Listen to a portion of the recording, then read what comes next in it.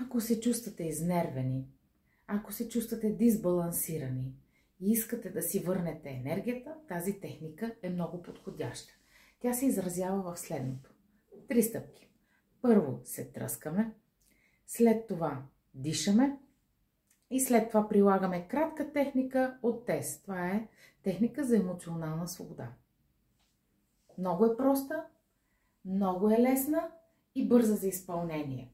Замерих я преди да започна емоционалното си и енергийно състояние. Абсолютно след 5-6 минути нивото на енергийното състояние ми беше по-високо. Така че да започваме. Започваме с леко тръскане.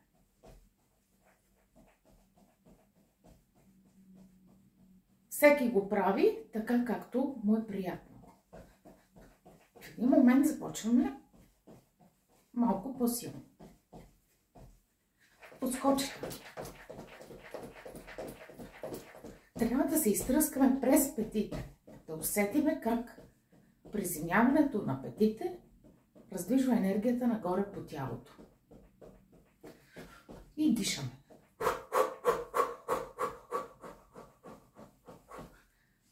След това изтръскваме тялото.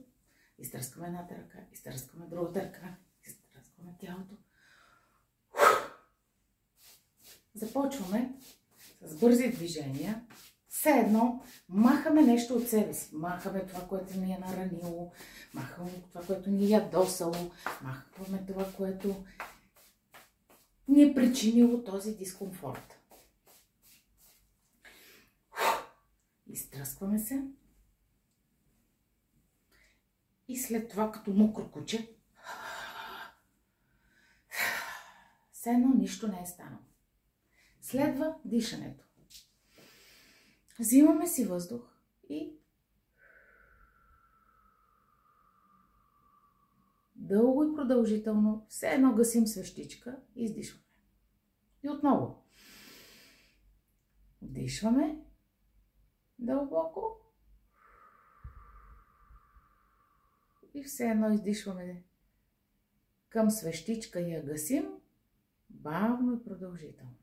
И отново. Дишваме дълбоко.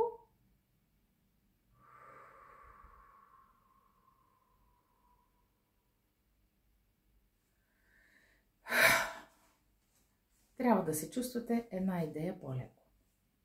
Следва трета стъпка. Техниката за емоционална свобода. Тя се състои в това, нарича се потупване. Потупват се енергийни точки.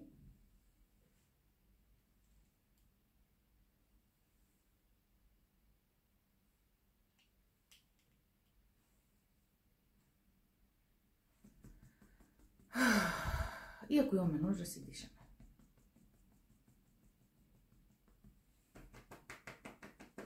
Може да кръстосите. Може да направим дори това.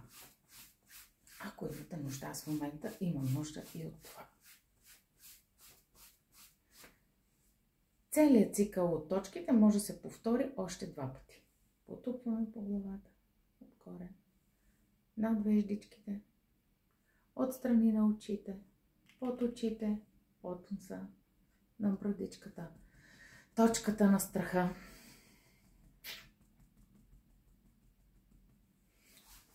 Странично.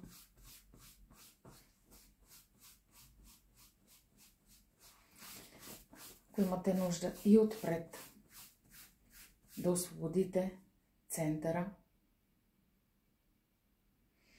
дишате.